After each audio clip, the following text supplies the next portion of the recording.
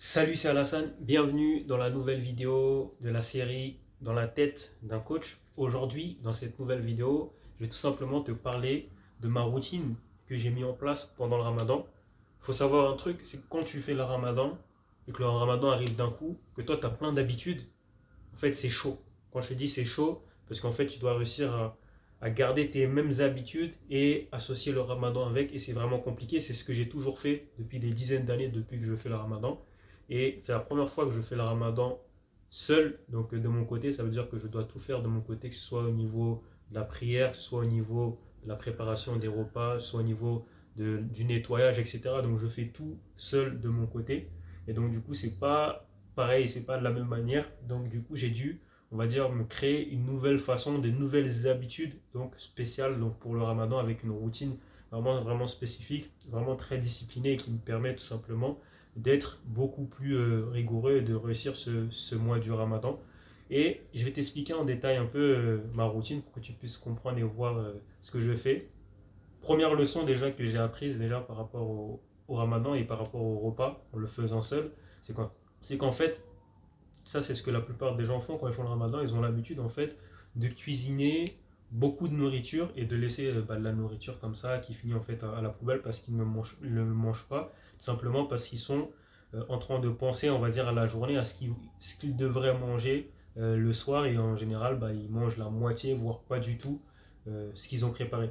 Honnêtement, depuis que j'ai commencé le ramadan, j'ai pas laissé une miette de ce que j'ai préparé. Tout a été fini et tout a été mis dans ma bouche. Pourquoi? Tout simplement parce que j'ai décidé d'opter pour une autre méthode qui est un peu différente. C'est pas une méthode que la plupart des gens font. C'est qu'en fait, moi, pendant le ramadan, ce que je fais, c'est que je prépare pas de repas. Ça veut dire que j'attends, je fais ma journée comme si de rien n'était, et je fais des courses bien évidemment. Donc je vais faire en sorte d'acheter des bons aliments, donc de la bonne nourriture. Et en fait, ce que je vais faire, c'est 30 minutes avant l'heure de manger, je vais aller dans la cuisine et je vais commencer à penser, réfléchir, ok, qu'est-ce que je vais manger maintenant? Pas ce que je vais manger dans 15 minutes, 20, 30, non, qu'est-ce que je mange maintenant? Et donc du coup, je prépare juste un repas donc pour le manger maintenant, jusqu'à ce que je sois bien calé. Et ça, c'est mon premier repas.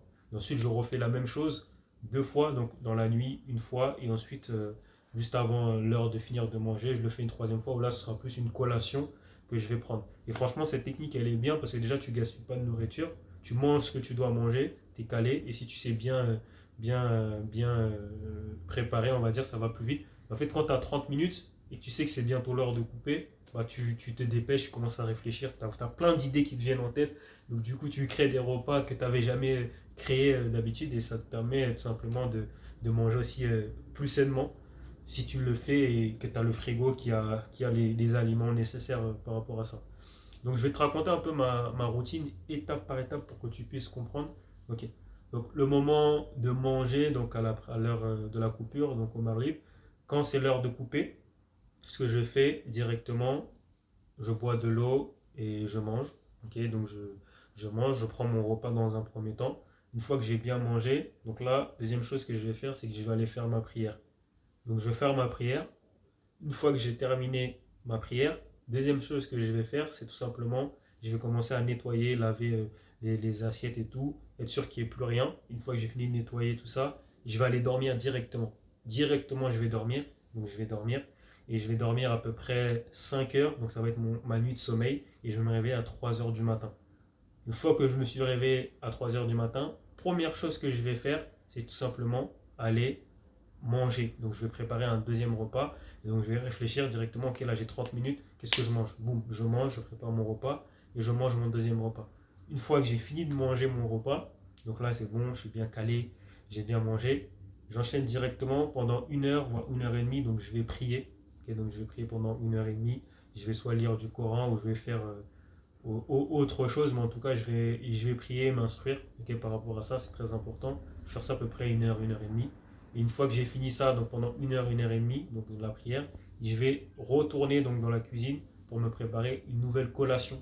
Donc là, ça va plus être une collation, on va dire post-préparation donc pour la journée, parce que souvent le matin, je peux aller m'entraîner ou même avoir de l'énergie. Donc là, je vais prendre des fruits, je vais prendre un shaker de protéines, je vais boire beaucoup d'eau, je vais manger des yaourts, etc. Donc là, je vais prendre plus un type de collation comme ça, où ce ne sera pas forcément un repas. Voilà. Une fois que j'ai fini de manger, que je suis bien calé, j'ai ma bouteille aussi à côté, bah, j'attends que ce soit l'heure de finir donc, pour aller faire la prière donc directement. Donc après, une fois que j'ai fini de manger, j'enchaîne directement sur la prière vu qu'on n'a plus le droit de manger. Donc du coup, j'ai fait ma prière tranquillement, j'ai fini ma prière. Et une fois que j'ai fini ma prière, je vais directement encore redormir. Mais là, je vais dormir entre 50 minutes et 90 minutes maximum. Boum. Donc je fais ma prière, je dors 50-90 minutes. Et ensuite, je me réveille il est à peu près 9 heures du matin. Et à partir de 9 heures du matin, je vais commencer ma journée. Donc la journée dans la tête d'un coach. Donc la journée dans la tête d'un coach, ça va être des deep work. Donc deep work, c'est tout simplement du travail en profondeur où je vais travailler sur différents sujets, comme par exemple sur mon business. Je vais travailler par exemple sur le business e-commerce que je suis en train de créer et je vais travailler sur mes projets donc au niveau du développement personnel aux USA. Donc c'est les trois choses que je vais faire en priorité. Et derrière, s'il va se rajouter, ça va être les rendez-vous. Donc il va y avoir deux types de rendez-vous. Il va y avoir les rendez-vous clients, il va y avoir les rendez-vous professionnels, ça veut dire avec les gens par exemple de mon équipe, ceux qui vont travailler avec moi. Et donc du coup, c'est les deux autres activités que je vais faire en même temps dans ma journée. Et donc du coup, quand je fais mes deep work, tac tac tac, là il est à peu près 15-16 heures et ma journée est déjà terminée en fait. Et vers 15-16 heures, je peux soit repartir, soit je pars à la salle, soit je pars le matin, ça dépend. Soit je fais une activité différente et ensuite je vais peut-être manger dehors. Mais en règle générale, à 95% du temps, ça se passe comme ça, donc ma routine pendant le ramadan. Donc c'est assez simple, j'ai envie de dire.